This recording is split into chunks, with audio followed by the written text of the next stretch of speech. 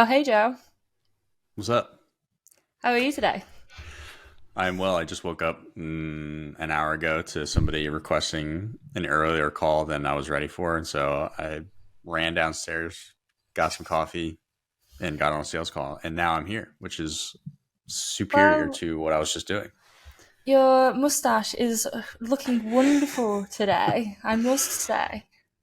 Thank you very much. I have to say, I've gotten more compliments on this stupid thing on my face than anything in my life ever. And I'm not kidding.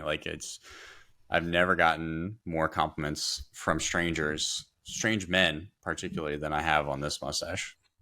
I mean, I won't go into the strange men bit, but I mean, a good mustache is really hard to pull off. So, I it's never well knew. kept as well. I just never knew I had this superpower. So Yeah. I think that's one thing I have on you is that I grow a better mustache. I think you're better at life and every other aspect than mustache growing, though. I mean, I highly doubt that. I have seen you lift, and I'm just going to say that like Samson, that is your power to your strength. So you can never get rid of it now. This is the only I way you think can power lift. I think I need to grow the rest of my hair out then. But speaking of coffee, how do you like your coffee in the morning? So I have been drinking hotel coffee for the last 5 weeks, as my wife and I have been living in a hotel while she's in some military training. But I actually have become a big fan of what's called the mocha pot. I don't know if you know what a And mocha pot is. just a translation, the mocha pod, the mocha what? Is that how you say it? Yeah, so mocha is mocha. I beg to differ, but all right. Yeah, M O There might K be A. there might be a little bit of translating done today. Yeah, it's no, I had just recently, we had an espresso pods for a while, and then Mhm. coffee's getting so expensive. I'm paying $8 for a latte here in the States. Oh my And I lord. was like, I'm sick of this shit. So we bought a mocha pot. And so I've been getting like light roast espresso grounds to put in there. And it's been great. I got my oat milk. I've got my frother. Make that up. Tastes good. And then I'm wired because I got the 3 shot size one. So I'm just like ripping through my mornings anymore. I mean, you are fully like peak alertness right now. Not right now. I'm hotel coffee alertness right now, but no, back home, I'm absolutely wired in the mornings because I drink two of those. So I'm working on 6 shots of espresso on any given time. I mean, I should I'll tell you a story. So, I travel a lot and had the opportunity to travel a lot more in the US in the sort of past year. So, go to Europe, everything is generally the Nespresso pods, the little pods, like you do it. Got to America for the first time, and it was the pouches. And I was like, what do you do with these pouches? I don't know which hotels I've been in. If your face is going like that, for listeners, Joe's face is getting very confused. But it was a pouch that you had to click into the machine, turn the machine around, and somehow coffee came out of it. And it genuinely, I got to this hotel and it stumped me for 2 hours. Like it took me that long to work out how to use this coffee machine, and I think I've been a bit scarred ever since then. The only pouch I can think of is like when I go camping and you have like coffee pouches. But I don't I know. do think I know. Maybe you were like working like a commercial coffee machine. I don't know. It was in a big, chain hotels, and it happened to me quite a few times. So that's my thoughts of that is just now my perspective of coffee in America when you go to a hotel. And America, big place. Yeah, true. Yeah, I didn't realize that. You said that you live 2 hours from show, and I was like, I mean, where I'm in Texas right now, I can drive probably 10 hours and not reach the entire state. So for the listeners, Joe, two, three questions all in one go. How do we know each other? What do you do? And then why do you do it? Yeah, how do we know each other? We both work for WOD Prep, Ooh. which is I describe it as like a CrossFit skill acquisition and programming company.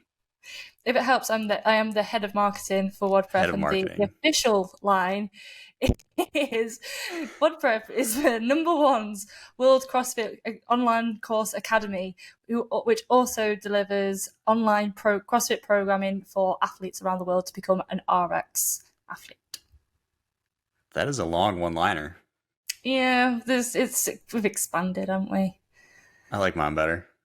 I will say I had to look up what you did because I'm self-proclaimed blissfully ignorant about things that don't pertain to me in WOD prep.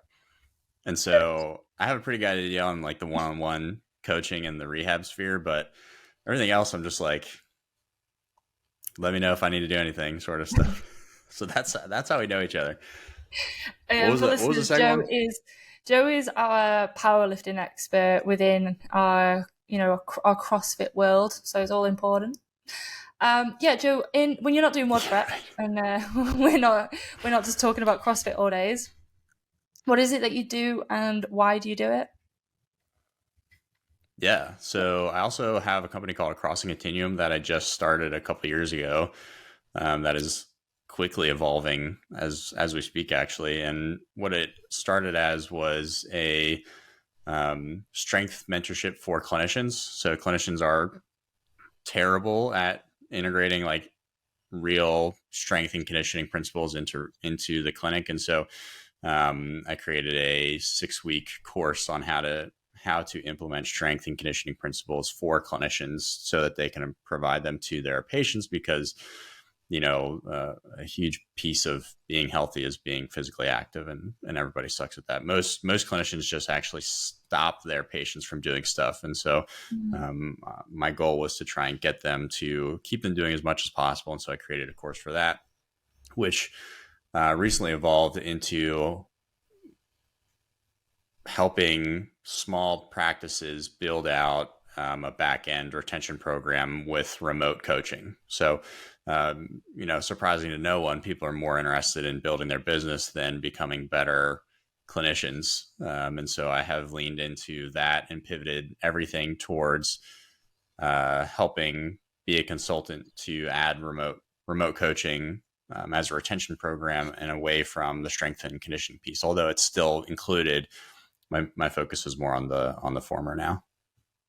No, that's amazing, and there's going to be quite a broad audience of people that will be sort of listening into the show. So, for just context, why when sorry, is it physio or chiropractic? Are you or just I would say musculoskeletal health. So we can call them oh physical yeah, therapists here in the States, although physio is a better name, or chiropractor is fine.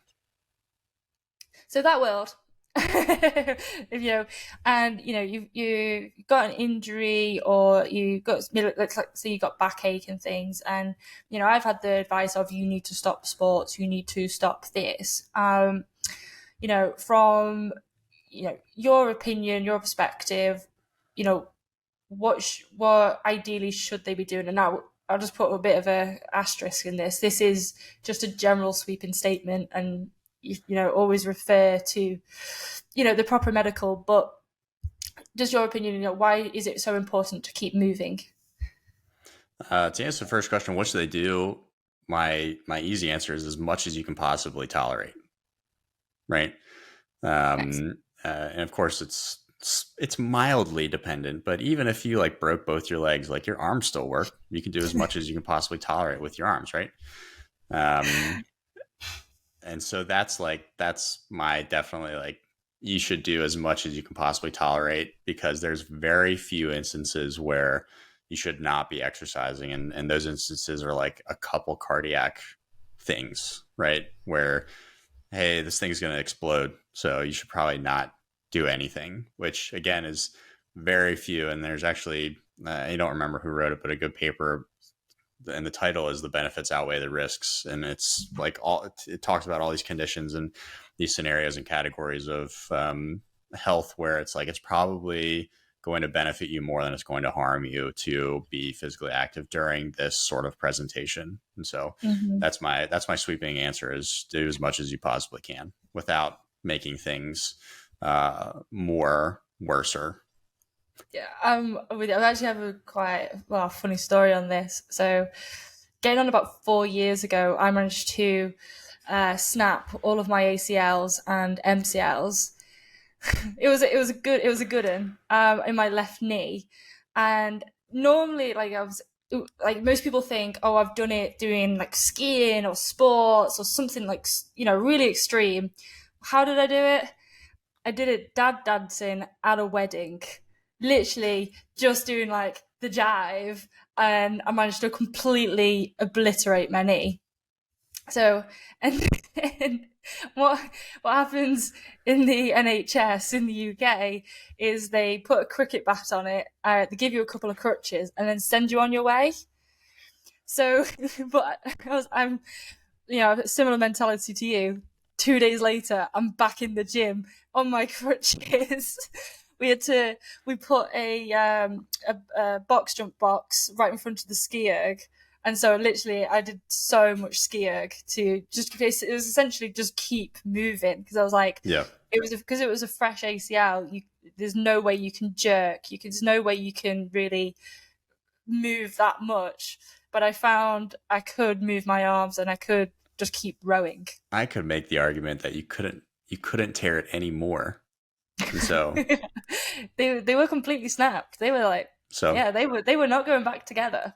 no, and I mean the alternative is stop doing stuff, decondition, possibly have your symptoms not get any better because you're not doing anything, and then not only are your symptoms still there, but now you're supremely out of shape, and everybody knows that getting back into shape is like the hardest thing ever. Try doing that with symptoms that are no better than they were when they came on. So I agree with you. I think I'm going to put that in my top five of hardest things to do in life, and that is getting back into shape once you lose yeah, it. 100%.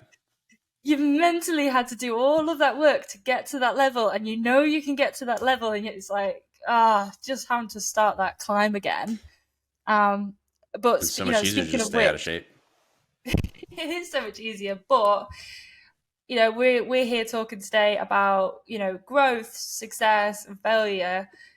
And there's definitely in times in business where or in career you might have been ahead, and you've had that feeling of, "Oh, I've got to start again. I've got to climb that journey to get back into shape." Now you're 2 years in to the new business. What are the sort of the challenges that you've faced over the last 2 years where it's felt like that uphill struggle? I mean, one general thing comes to mind, which is the constant question of, do people want to buy this, or am I bad at marketing this? And one one one instance in particular that would better answer your question is, I think it was probably 6 months ago today. I tried to do like a launch style email campaign, right, to my email Mm-hmm. list, and so I read this whole book, Launch by Jeff Walker, like Yeah, I might have read it twice actually, like front to back. I yeah, watched good his book. videos. I got this giant, like, oversized notebook to write these are the stages. This is the shot across the bow. This is the open cart, and then these are the closed cart. All that stuff. To like 400 people maybe, and I think what happened was I had like 15 people unsubscribe or something like that, and two people ended up buying out of the 15 hopeful that I had, and one person I knew was going to buy from like a year ago when they asked when it was happening again. And so that was like, to date, like I had some sad feels when that had happened, and I was like, oh my Mm-hmm. god. But the the the upside of that is, like, I wasn't going to stop doing it if it didn't work. And so it just kind of gave me insight into, maybe I don't, maybe my, pre-launch content isn't 20-minute videos of me just talking to a camera. Maybe I do more text stuff, because historically the video stuff just didn't do as well. Like, it didn't get as many eyeballs as when I wrote. And so I was just like, all right, I mean, the next time I do this, I'm just going to do it this way instead. And so, with every failure, and there's many, it's always just like, all right, let me mope around for a day or two, and then, get back on it, because it's just the plan was never to not do it anymore if it didn't work. It was just like, nah, I just need to do it differently. So I think that that's been my biggest failure, but also, in that I learned a lot, which Well, I look absolutely. forward to, like, what am I going to know next year? That's a great mindset. It was like, okay, I'm now super positive, I'm super pumped for next year to see, okay, let's how to make this bigger and better. Now, you said you started comparing the copy and the video, whether that was the right way. Was there any other areas of the launch campaign that you did this retrospect and was like, okay, next time, where do I need to refocus my efforts?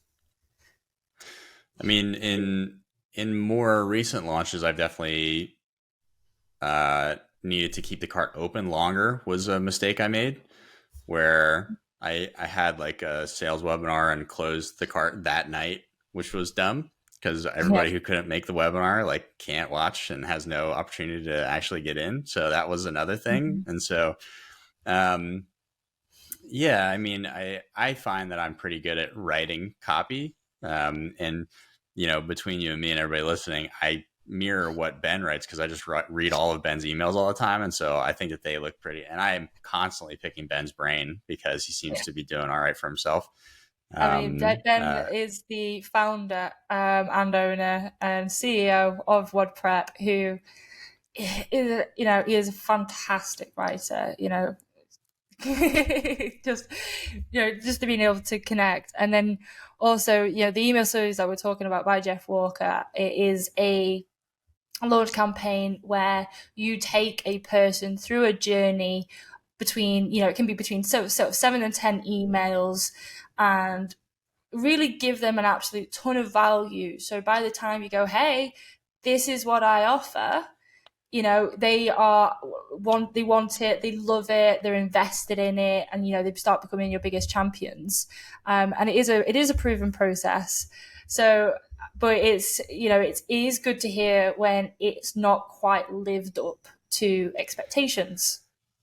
I mean, the things that I take away from that are, like, I know the mental triggers at this point, right? The urgency, the scarcity, the Mm, reciprocity, all that stuff.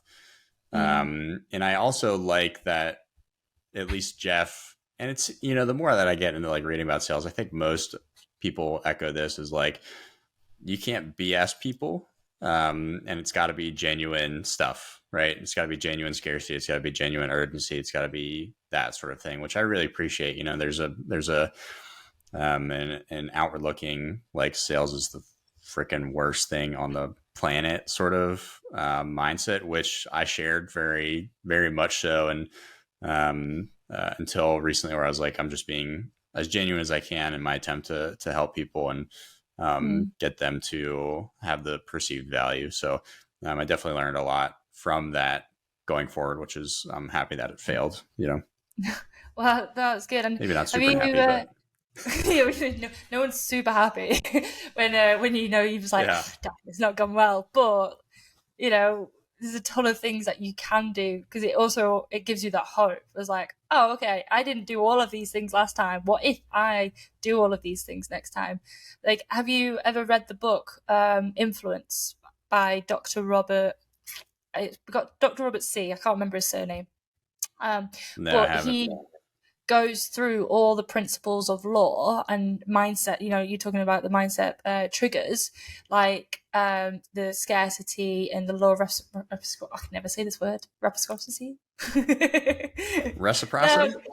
yeah, thank you. I've honestly never been able to say it. So I think I read that book when I was like 15, 16, and then I think I've read it about 3 times since then as well, because it's one of those books where let's take the paradox of choice, for example. You're going back to your earlier point of, is this product that I'm selling, is this something that people actually want to buy? Now, we could look to the 4Ps, product placement and price, etc. Sometimes, we've got to look at, what is that? What are we offering? Are we trying to offer everything all at once, or are we just offering one thing? And When you and that goes falls under the paradox of choice. If you go to Starbucks, there is thousands and thousands of choices that you can make. But speaking of coffee, you're probably 9 out of 10 times going to go for exactly the same order that you bought last time. We are humans. We just need that focus and direction to, like, this is the one thing that we should be buying or we should be looking at. No, don't need any other sort of shiny things or distractions. Agree. So yeah, highly recommend it. But you can take experiences from other businesses and like other areas of your life. What would you say has been actually one of your biggest successes that just came out of nowhere? Sure. Again, I like a couple come to mind. I think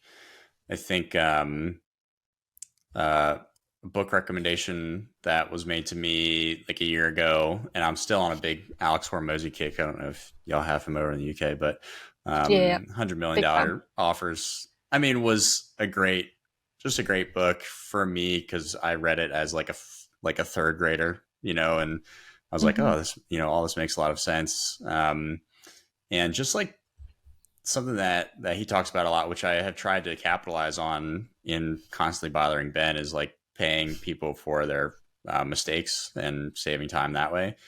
And so like I'm pretty big on how can I pay somebody to help me shortcut this thing that I'm having to spend a lot of time on that I don't need to be spending a lot of time on, because one of the biggest issues with being an entrepreneur is I just don't know how to do anything. And it's not that there's no information out there. All the information is out there, but I have to find all of it and then apply it in a specific way that I need it. And that just takes a ton of time, right? I mean, I can't tell you Mm-hmm. how long it took my pre-launch content, like those videos in my launch, to just figure out how to edit in Final Cut Pro, because I didn't have any money to pay anybody to edit. Like, I didn't have that. And so I needed to watch hours of YouTube videos on how to work Final Cut Pro just for that not to work, right? And then Mm-hmm. so I think paying for mistakes instead of time is something that I've definitely tried to implement. But as far as like a big win, like the last sales webinar, we had 6 people sign up out of the 8 that we were hoping for, because it is a high ticket item, and that was great. I mean, I again bothered Ben. I was like, hey man, I'm going to do my first sales webinar. Like, what should I do? And he's like, oh, definitely do like Russell Brunson's, sales webinar script stuff. And so I totally redid, like he told me like 2 days before, because I asked him 2 days before. And so I tore the whole thing apart. I think I watched the video like 6 or 7 times through. I have this 4 foot by 8 foot whiteboard on my office at home. And I just was like, chugging maca pots and just like writing like a mad scientist on the wall, and totally redid the webinar. And it went great. And it was a really big success, because the problem that I have now is just like, where do the next folks come from? Like, reliably, where do the next customers come from? Because Mm-hmm. the service is evolving, right? As people Mm-hmm. have problems, and I find my best solutions for them. And it's just like, all right, I need more people to help me figure out how to create this better, but I don't know where those people are regularly and reliably coming from. So, if we break it down, you've got changing needs, changing needs or several needs that you can solve of your target market. But then you're also, what you're promoting is surrounding yourself with coaches, surrounding yourself with mentors. So am I hearing it right that your current challenge at the moment is finding those mentors and finding those coaches?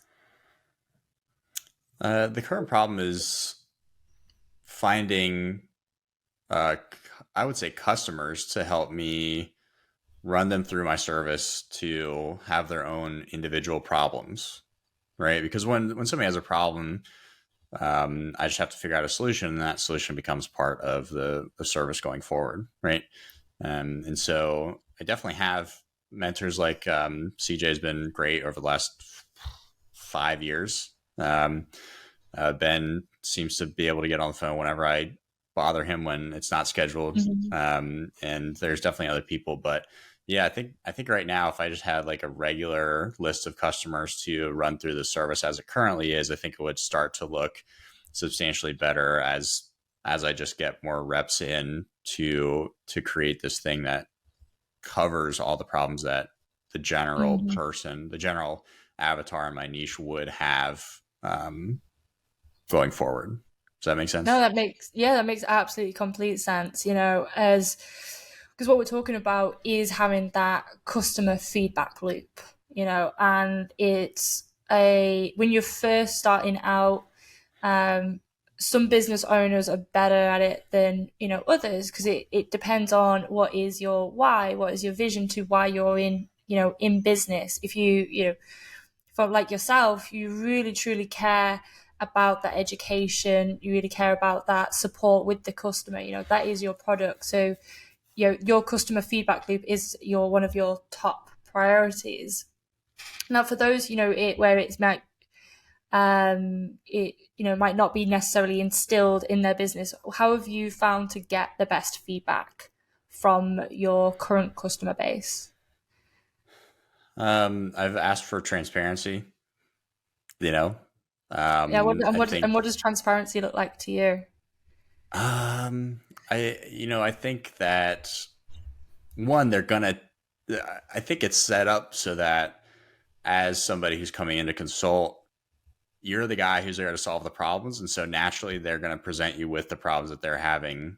And if you haven't covered that thing, then they're going to bring it up. And so it's just kind of like, hey, like from my point of view, I'm saying, hey, this is what we're going to do, and they try and implement that, and then they come back and say, hey, this didn't work in this way. And so I'm like, all right, Mm-hmm. well, I don't want that to happen again. So how can I take this feedback that I didn't necessarily ask for and make sure that they don't have this problem going forward in the future? And so I think it's more so just like being able to listen for things that are maybe indirect feedback and taking those as Mm-hmm. the product didn't work in this way for this reason, or it didn't hit this mark because of XYZ. And so I want to try and twist it around so that it does hit that mark next time. But then also at the very end, I'm just like, hey, please be very open with me on how this could have been better or what you didn't like, because I don't want it to stay that way if I can help it. Mm-hmm. I completely resonate with that. So, across the world, particularly like in Europe, e-commerce is, online shops, they're about 30% down on their normal revenue that they would be at the moment, which is huge for a business. Especially, you're in the marketing department, like I am, where you've spent so many years in systems analyzing and testing, building all of these funnels to get these sales. And it's there are quite a few business owners. I mean, it's very, very tempting to go, oh, well, the PPC, the Google advertising is no longer working anymore because it's bringing 30% less sales in than it did last year. And it's very, very tempting to go, oh, let's just switch it off. When actually, what they should be doing is, okay, it's not long working. It can't work any as long as the way that we want it to work anymore. So we have to think of new ways of which, how can we be getting to our target market? How can we get that feedback loop? How can we do more to get the same results in a different landscape?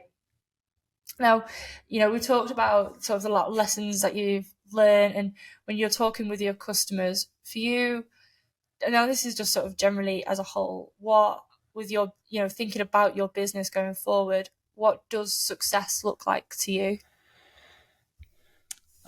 Success looks like having a company of 10 people, then moving to the UK and doing whatever I want over there. No, I'm just kidding.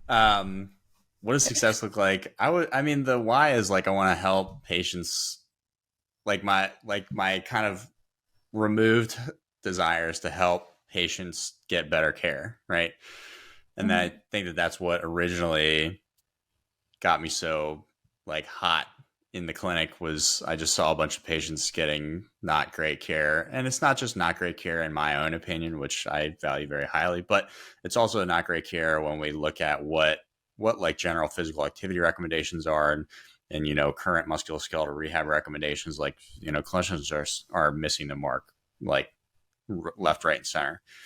Um, but success, I think, looks like, at least in the short term, getting reliable, um, high quality customers, which I'm starting to sift through people, and I have written out a criteria for who I think will succeed with my product. And so I'm looking for those people. And I think just on a regular, reliable basis, be able to get those people on the phone, be able to close the sale, and then deliver and over deliver the product so that they have a good word of mouth referral that goes out to whomever they think would benefit from that. I think in the long run, if I could, again, just like regularly get people enough to the point that I would need some sort of assistance with managing those people, being able to find somebody like me, hopefully an exact clone of me, that could do this same thing, and then split my attention in a way that would, I guess, compound the reach that we could have. And that's like my short and middle. But the short is like, I need to get to the point where I'm not able to manage the time, which I still can. And I think I will be able to for the foreseeable future, until I can find the constraint that is blocking things as much as possible. No, that is exactly that though. It's because you will the approach that you're going, where you're trying, you're testing things, you're doing the retrospect on what has gone well, what you need to focus. You will get to that goal. And then the next challenge will be, well, what's the next goal? Where is the next direction? You've already had a few pivots in service and what you're sort of what you're offering, and it's whether you carry on down that route, or it's you focus on just one product going forward, going, this is what we are known for, well, this is what we're amazing at, we can solve your problems for this. So to wrap it up, because obviously your service isn't for everybody, rightly so. It should be you sit within your niche, which is what we always recommend with business and marketing. But see if you can answer this. If there is one thing somebody can buy from you from under $100 that would add a ton of value to their life, what would it be? I have thought about this question because you gave it to me a few days ago, and there's nothing that you can buy from me that would do that. I mean, if you go to my Instagram, I put out all of the free information that I've put together to try and get, like, all my lead generators are, you can look at all of those, but I truly have nothing under $100 that would substantially benefit your life. So I apologize. I just Well, no, like I said, you can go down the lead magnets. Look, obviously, go follow Joe on Instagram. But okay, what is one thing in your life that was under $100 that you really value, that others could probably benefit from? that $100 million offers book was great. I mean, I've read it 4 times already. It's I know that folks might not think very highly of Alex Hormozy for whatever reason. I don't know, but I found his I stuff to love be him. wildly helpful in my mindset, and how I think about things, and how I have tried to structure the front, the middle, and the end part of my business. I'm very much so looking forward to the next book that comes out. I actually just read his other book, Gym Launch Secrets, as well, to try and glean some stuff from that. So I think I that mean, was $1. Buy 100 copies. well, no, it's under, isn't it? So if it's $1, that's even better. Genuinely, my favorite thing about him, because I follow him and absorb, but my favorite thing about him is he did this really short social media post, and he was just like, "Look, I wear my gym vest, my I think it was like board shorts or like gym shorts, and he wears his sandals, and he's like, I will go anywhere in this outfit." And if you're not okay with that, well, then we're not friends. And it's like, do you want to go to a fancy restaurant? Well, I'm ready. If you want to go to the gym, well, I'm ready. Do you want to go to, and he just started reeling off all of these social occasions where normally you'd go and get changed, you'd fit the environment. And he was like, nope, this is me. This is my, almost, this is like my uniform, and you can take me or leave it. And it was such a short social media post. I was just like, I wish I had the confidence to do that. Like, You because can. genuinely, like, I don't. Weirdly enough, I don't really like wearing shoes. Like, I will happily get rid of all my shoes and just go barefoot all the time. It's a random fact about me, but I'm not ballsy enough yet to do it. And one day I will. I will do it. I'll just walk around in no shoes and that's it. And I'll just be like, yeah, this is me. I think everybody's looking forward to that day. No, I'll get a pedicure. I'm not. Well, let's be honest. True. Well, on that note, thank you so much for coming on the podcast with Charlie with Friends. It's always a pleasure to chat with you, Joe, as always. I think we chat quite Hey, regularly. thanks. I'm just glad I know what you do now. No, for listeners, I think 90% of our conversations between me and Joe is just English food and different kind of cuisines. I think primarily it's a lot of pub gastro food because it is really, really good. If you don't know what that is, do check it out. So for us to talk different subjects has been refreshing and a pleasure. Yes, to say the least. Well, thank you so much.